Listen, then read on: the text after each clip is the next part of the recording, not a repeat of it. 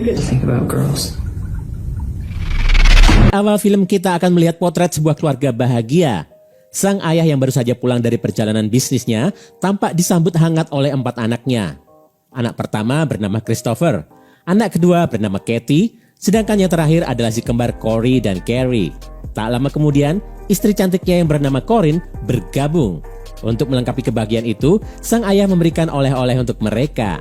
Sayangnya kebersamaan mereka tak berlangsung lama, sebab sang ayah bercerita jika dirinya baru mendapatkan promosi jabatan. Artinya, ia akan pergi dan meninggalkan keluarganya lagi untuk sementara waktu. Hal itu langsung membuat Katie menjadi sedih. Untuk menghiburnya, ayahnya pun memberinya sebuah cincin. Adegan kemudian memperlihatkan Corinne dan anak-anaknya yang tengah menyiapkan pesta kejutan untuk merayakan ulang tahun sekaligus kepulangan si ayah. Ketika terdengar suara seseorang dari luar, semua orang sontak bersembunyi. Sayangnya, di luar dugaan, orang yang baru datang itu bukanlah sang ayah, melainkan seorang polisi. Yang tak kalah mengagetkan, polisi itu mengabarkan bahwa sang ayah telah meninggal dalam sebuah kecelakaan. Disinilah awal keterpurukan keluarga itu.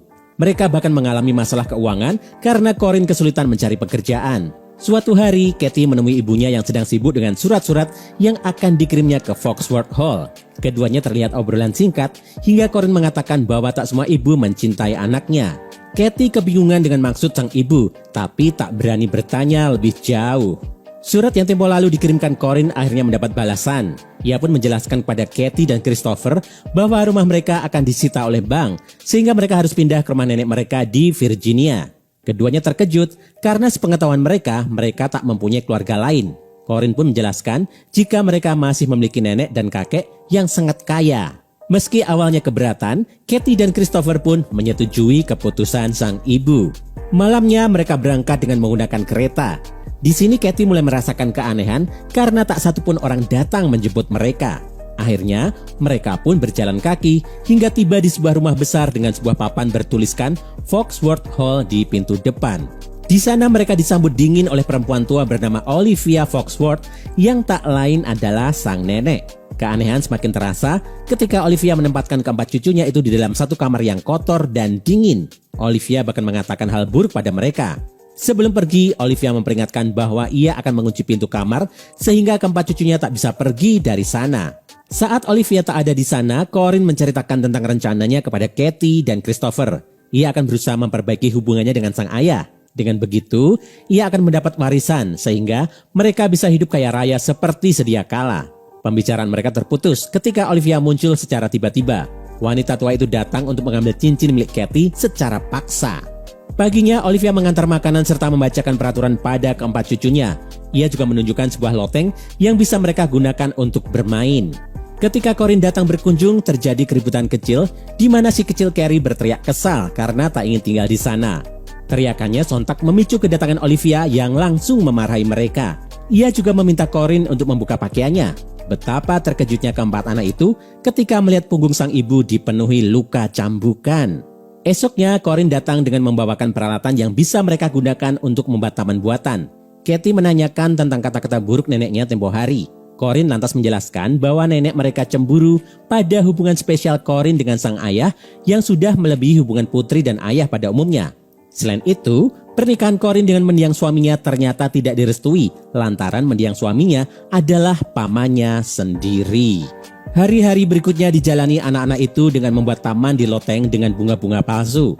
Dan setelah sebulan menghilang, akhirnya Corinne datang berkunjung sambil membawa hadiah.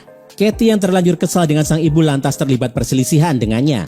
Corinne pun akhirnya mengatakan alasannya mengurung keempat anaknya di sana. Rupanya, ayahnya hanya mau memaafkannya jika Corinne belum memiliki anak. Anak-anak itu kembali melewati hari dengan penuh kemandirian. Bahkan saat Corinne sakit dan Natal telah tiba, mereka harus melaluinya tanpa sang ibu. Mereka juga sempat membuat kartu ucapan untuk sang nenek dengan harapan sang nenek akan membiarkan mereka keluar. Namun, ternyata Olivia tak menyambut baik hadiah itu. Untungnya kekecewaan mereka sedikit terbayar karena kedatangan Corinne. Ia membawakan hadiah Natal dan memberitahu jika akan ada pesta di sana. Katie pun meminta untuk diizinkan hadir dan berjanji akan bersembunyi sepanjang acara. Setelah menimbang beberapa saat, Corinne pun mengizinkan. Di pesta itulah kita diperlihatkan hubungan Corinne dan ayahnya yang sudah di luar batas. Selain itu, Corinne rupanya juga menjalin hubungan dengan Mr. Winslow. Kemesraan keduanya bahkan sempat dilihat oleh Kathy dan Christopher. Christopher lalu meminta Kathy kembali duluan, sedangkan ia memeriksa kamar sang ibu. Saat masuk ke sana, Christopher melihat betapa indahnya kamar itu. Karena Christopher terlambat kembali, Corinne pun sempat marah bahkan menampar pipinya. Untungnya, esoknya Corinne segera meminta maaf. Corinne juga menjelaskan bahwa ia sedang berusaha mendekati Mr. Winslow yang tak lain adalah pengacara ayahnya. Hal itu dilakukannya supaya semakin mudah mendapatkan warisan. Suatu hari saat genap 1 tahun anak-anak itu berada di loteng, Kathy memergoki Christopher sedang membaca majalah dewasa. Walau terlihat sedikit penasaran, Kathy tak bertanya banyak dan memilih pergi. Suatu ketika, Kathy tengah mencoba bra pemberian ibunya ketika pintu tiba-tiba terbuka. Christopher sontak terkejut melihat penampilan adiknya itu. Ia bahkan tak bisa berkata-kata. Naas, sebelum Kathy sempat memakai bajunya kembali, Olivia datang dan menuduh mereka telah melakukan hal yang tak senonoh. Sebagai hukuman, ia meminta Kathy memotong rambutnya. Namun karena Kathy dan Christopher menolak, mereka dan adik-adiknya pun tak mendapatkan jatah makanan untuk seminggu ke depan. Setelah berhari-hari kelaparan, akhirnya Olivia datang membawakan makanan. Namun secara diam-diam, Olivia ternyata mengoleskan tar pada rambut Kathy saat dirinya tertidur. Christopher pun membantu Kathy membersihkan rambutnya di batap. Saat itu, Christopher sudah terlihat menaruh hati pada adiknya yang hanya mengenakan pakaian tipis. Dan ketika membantu memotong rambutnya, Christopher tampak semakin tergoda dengan adiknya. Namun, ia masih bisa menahannya. Suatu hari, Kathy yang sedang berlatih balet meminta Christopher untuk menjadi partnernya. Karena Christopher menolak, Kathy mengusilinya dan keduanya saling berkejaran hingga sampai di atas kasur. Untungnya, sebelum keduanya melakukan hal tak senonoh, si kembar datang. Sehingga keduanya langsung menghentikan aktivitas. Malam harinya ketika adik-adiknya telah tertidur, Kathy dan Christopher kabur dari loteng. Keduanya lantas bermain-main di danau tak jauh dari sana. Sementara itu, setelah berbulan-bulan menghilang, Corinne datang dan mengabarkan tentang pernikahannya dengan Mr. Winslow. Namun, kali ini Kathy dan Christopher sudah muak dengan sang ibu yang sudah melupakan tujuan awal mereka datang ke rumah itu. Kemudian adegan memperlihatkan Olivia yang datang membawakan donat untuk mereka. Ia mengatakan bahwa donat itu adalah hadiah dari ibu mereka. Olivia juga sempat memperingatkan bahwa donat itu tak baik untuk kesehatan mereka. Namun, anak-anak yang terlanjur senang pun mengabaikan peringatannya. Suatu hari, Christopher ketahuan tengah melihat keluar jendela, sehingga ia pun menerima hukuman cambuk. Kathy kemudian membantunya mengobati luka-luka di punggungnya. Dan saat itulah, keduanya berciuman untuk pertama kalinya. Sejak saat itu, Christopher dan Kathy mulai menyadari bahwa keduanya telah jatuh cinta. Ketika keduanya tengah berdekatan, tiba-tiba Olivia masuk. Sebelum ia mengeluarkan kata-kata kasar, Christopher langsung meminta maaf. Olivia yang syok hanya mengatakan bahwa keduanya harus meminta maaf pada Tuhan. Siapa sangka, ternyata saat berlutut meminta maaf, Christopher dengan cerdik menduplikat kunci yang dibawa Olivia menggunakan sebuah styrofoam. Dengan kunci itulah mereka dapat kabur dari sana. Namun sebelum kabur, mereka terlebih dulu mencuri uang dari kamar sang ibu. Saat tengah mencuri, Kathy sempat terpukau dengan sebuah buku tentang seks yang ditemukannya. Kathy yang mulai puber pun sepertinya terpengaruh dengan buku itu. Terbukti pada pencurian berikutnya, ia menyempatkan diri mencium bibir Mr. Winslow yang sedang tidur. Dan ternyata, Mr. Winslow yang setengah sadar mengetahui hal itu. Ia pun bercerita pada Corinne bahwa ia bermimpi dicium oleh gadis muda yang mirip dengannya. Corinne sedikit terkejut dan sepertinya ia mengetahui kalau Kathy lah yang melakukannya. Tampaknya ia takut jika apa yang dilakukannya pada ibunya juga akan dilakukan Kathy padanya. Kejadian itu membuat Christopher marah besar pada Kathy. Namun Kathy menenangkannya dengan memberinya ciuman. Hubungan itu ternyata berlanjut hingga di atas kasur.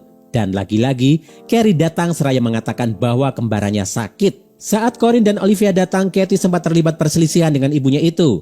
Olivia pun menengahi dengan mengatakan bahwa Corey harus dibawa ke rumah sakit. Sayangnya, nyawanya tak bisa diselamatkan.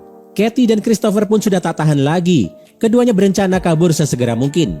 Oleh karena itu, mereka pun kembali melakukan pencurian. Namun, kamar sang ibu telah kosong. Hanya ada foto mendiang ayah mereka beserta kalung dan cincin peninggalannya. Dari pembicaraan dua pelayan yang didengar oleh Christopher, ia mendapatkan fakta bahwa ternyata kakek mereka telah meninggal sejak 7 bulan lalu. Selain itu, keduanya juga sempat mengatakan bahwa Olivia sering membawa racun ke loteng. Mendengar hal itu, Christopher pun langsung kembali ke kamar. Dan apa yang didengarnya ternyata benar. Donat mereka telah dilumuri racun. Pasalnya, tikus peliharaan Corey juga ikut mati setelah menelan donat itu. Tak lama kemudian Olivia datang. Christopher berusaha menahannya sementara Kathy dan Carrie kabur menuju loteng. Namun, Olivia berhasil menangkap kaki Carrie. Beruntung Christopher segera datang dan menutup pintu serta mematikan lampu.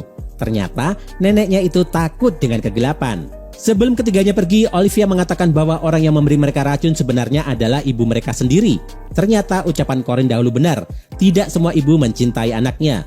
Begitu juga dengan Corin yang malah ingin membunuh anaknya sendiri.